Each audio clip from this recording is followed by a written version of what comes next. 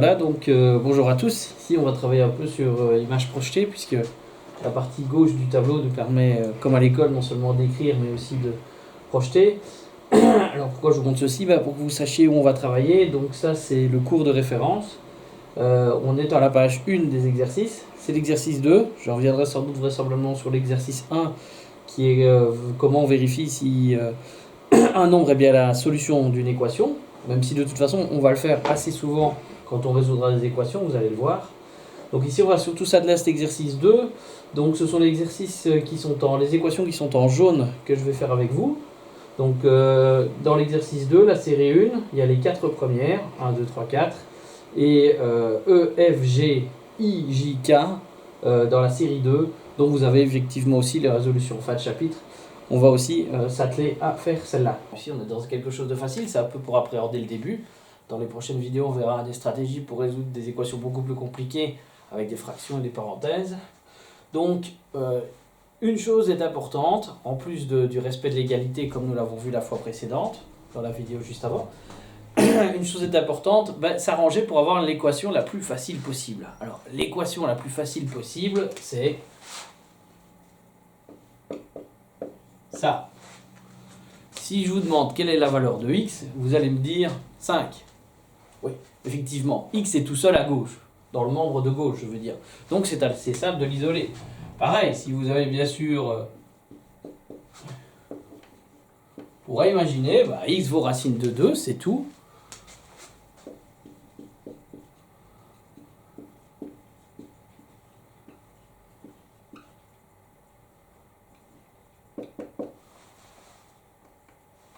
En imaginant que, bien sûr, voilà. Bon, pourquoi pas. Voici donc des équations fort faciles à résoudre puisque vous avez x tout seul. Ça va être en fait le but et le principe général pour résoudre une équation. S'arranger pour que x soit tout seul à gauche. Parce qu'on lit de gauche à droite, c'est beaucoup plus simple. Alors, il y a un nom à ça, ça s'appelle isoler x. Donc l'objectif de résolution,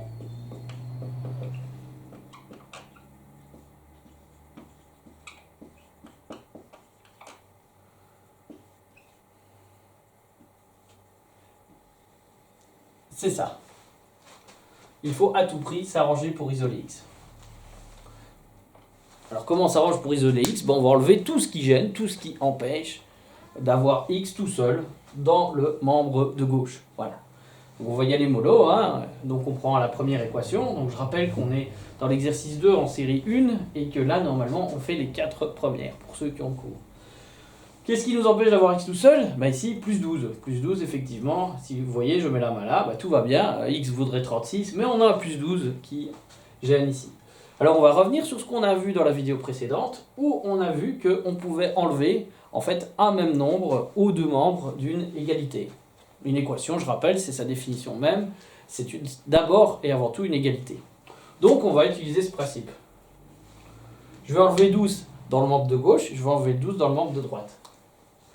Donc, à droite, j'ai 36 moins 12. Évidemment, pareil de l'autre côté. Voilà, j'ai recopié donc le membre de gauche, le membre de droite, j'enlève 12 des deux côtés. Alors, normalement, toujours mettre ceci d'une ligne à l'autre, on en parlera un peu après, plus tard dans le chapitre. Pourquoi ce symbole d'équivalence? Alors, que se passe-t-il? Pourquoi est-ce que j'ai enlevé 12? Tout simplement, si je veux enlever 12 unités, puisque j'ai 12 unités de trop, je dois en enlever 12, mais je dois faire pareil des deux côtés. Et en effet, vous retrouverez chaque fois avec cette stratégie-là, avec deux nombres opposés. Vous vous retrouvez avec 12, qui vient de la ligne précédente, bien sûr, et moins 12, qui est là derrière. Alors, ils sont opposés, donc ils s'annulent. Ça donne 0, clairement. Et donc, qu'est-ce qui nous reste à la ligne suivante? Il nous reste x pour le membre de gauche. 36 moins 12, on ne va pas laisser comme ça, bien sûr, on calcule. Donc, vous arrivez avec 24. Et en fait, voilà, c'est fait, la magie est opérée. Vous vous retrouvez avec x tout seul à gauche, un peu comme là, et avec un nombre à droite. Voilà, la solution de l'équation, c'est le nombre 24. Donc, S, l'ensemble solution avec un seul élément. Voilà. C'est la stratégie, elle est toujours systématique et assez simple. Isoler x et chaque fois enlever ce qui est autour de x et qui vous empêche de l'avoir tout seul.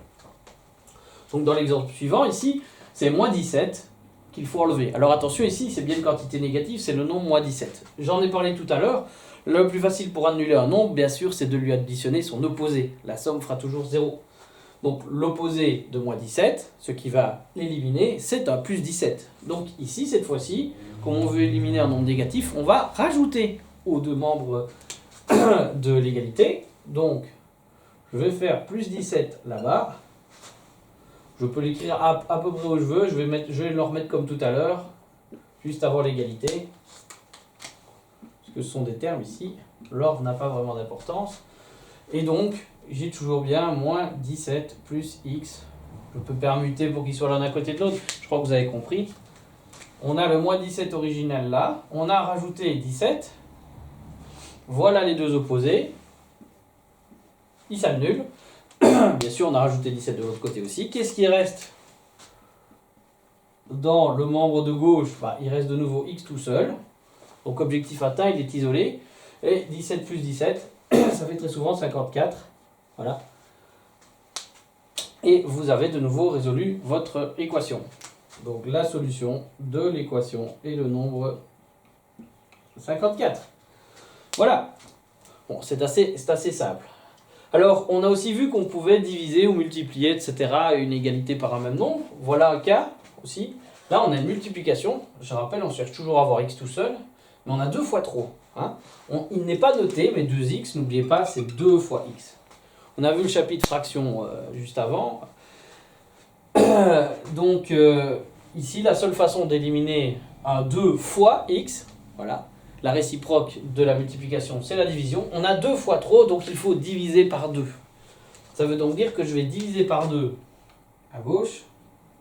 Et comme on l'a vu tout à l'heure, oui, c'est vrai que dans la vidéo précédente, j'avais mis 2 points. Ici, évidemment, je peux aussi mettre la barre de fraction. C'est une autre écriture, mais ça reste une division par 2 des deux membres. Donc, je divise par 2. Là, ce ne sont plus des opposés qui se neutralisent, mais ce sont des inverses, puisque c'est 2 au-dessus et la fraction 1 demi. Hein, c'est une division par 2, on multiplie par 1 demi. Donc là, on avait neutralisation par opposé. Ici, on a neutralisation par inverse. Et vous savez bien que 2 divisé par 2, ça fait 1. On peut l'écrire, on peut écrire 1x. On peut. Pas très utile, puisque 1x, c'est x. Dans tous les cas, on se retrouve avec x. Et bien sûr, le 24 divisé par 2 donne 12. Donc de nouveau, la solution de l'équation est le nombre 12. Voilà. Ici, on a une petite variante assez intéressante. Puisqu'on cherche x, qu'est-ce qu'on a devant? On a un multiplicateur encore. Hein. Je rappelle qu'on ne met pas les fois en calcul littéral. On peut voir entre x et les coefficients multiplicateurs, mais il y est. Et c'est important de bien comprendre qu'il y est, parce que c'est pas un plus, c'est pas un moins, c'est bien un fois. Et donc la seule façon de nouveau d'arriver à 1x, c'est d'avoir au-dessus et en dessous, en numérateur et en dénominateur, évidemment le même nombre. La seule façon d'arriver à 1 avec un moins 5, c'est de diviser tout simplement par moins 5, des deux côtés. L'autre membre aussi. Alors, si jamais, imaginons, je fais l'erreur, je divise par 5, j'ai moins 5 divisé par 5, et j'obtiens moins 1x. Ça, c'est l'opposé de x, moins 1x. C'est pas moins 1x que je cherchais, x. Donc, en divisant par exactement, en fait, on le verra après, on divise exactement par ce qui multiplie x. Si le nombre est négatif, on divise par un négatif, parce que comme ça, le négatif divisé par le négatif, c'est la même règle que la multiplication dans les nombres entiers. Un moins divisé par un moins, même signe, donneront donc du plus. Et là aussi, on n'est pas obligé de le mettre. On ne le mettra évidemment plus après. C'est pour que vous compreniez d'où vient bien le A. C'est la neutralisation ici des inverses. Moins 5 divisé par moins 5, ça fait 1. On a bien 1x qui vaut de l'autre côté avec la règle des signes, signes différents. Donc moins 7. Solution de l'équation. Moins 7.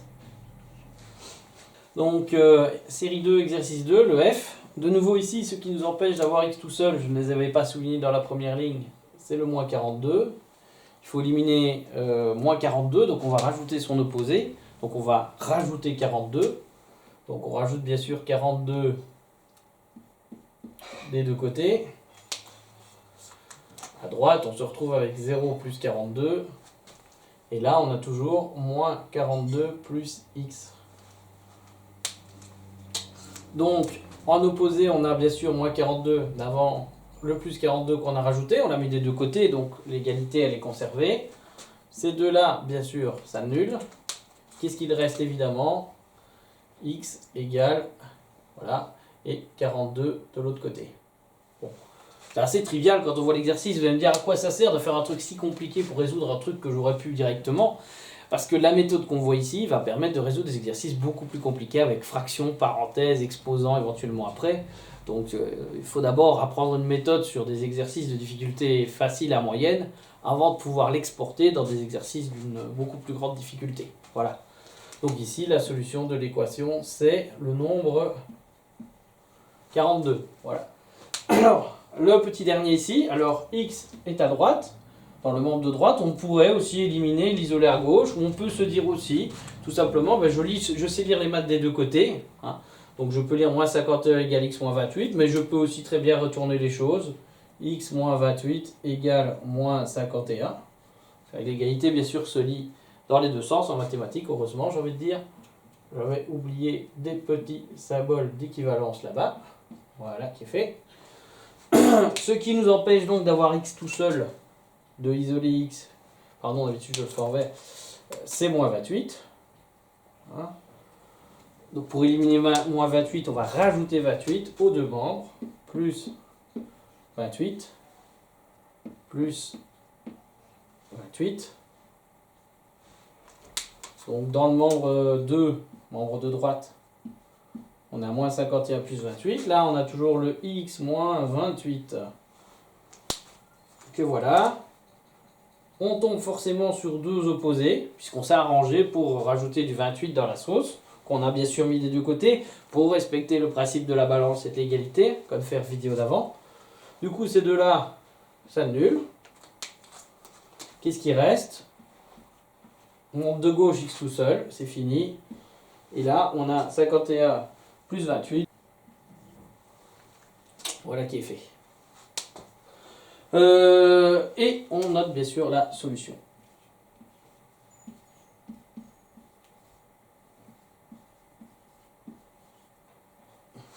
Voilà. Voilà comment ça fonctionne. Alors, petite chose et raccourci très très important et très très pratique. Écrire des choses qu'on barre après, c'est pas très utile. Alors, à partir de la vidéo suivante, on va utiliser une règle très importante qui s'appelle le changement de membre à propos des termes. Un terme qui change de membre change de signe. Alors, qu'est-ce que je raconte là? Petit tour de magie qui fonctionne très bien avec le tableau blanc. Regardez ici.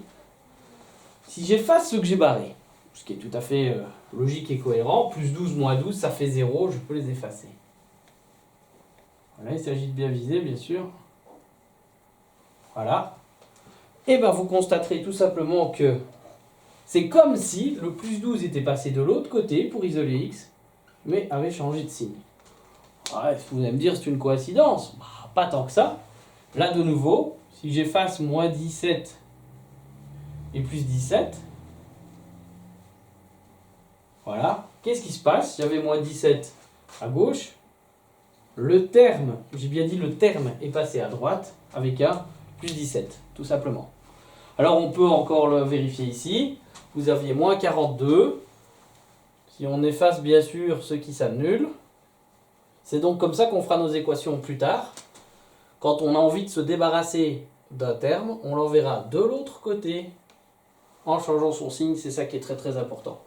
Et là de nouveau, on constate ici sur la deuxième ligne, si j'efface ce qui s'est annulé, voilà, vous avez le moins 28 qui est devenu plus 28 de l'autre côté, et vous avez bien ici de nouveau le changement de signe du terme. Attention, ça fonctionne pour les termes, hein.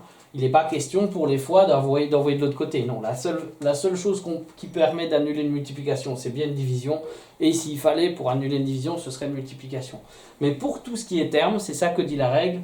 Tout terme qui change de membre change automatiquement de signe. Ça vous permet directement de déplacer ce qui vous embête de l'autre côté sans vous compliquer la vie à barrer des choses, etc. Vous le mettez de l'autre côté, mais vous changez de signe. Et je le répète, ça reste valable uniquement pour les termes. Voilà. Merci de votre écoute et si ça vous a été utile, si vous trouvez que la vidéo peut vous apporter quelque chose, n'hésitez pas à mettre un petit pouce bleu. Merci, au revoir.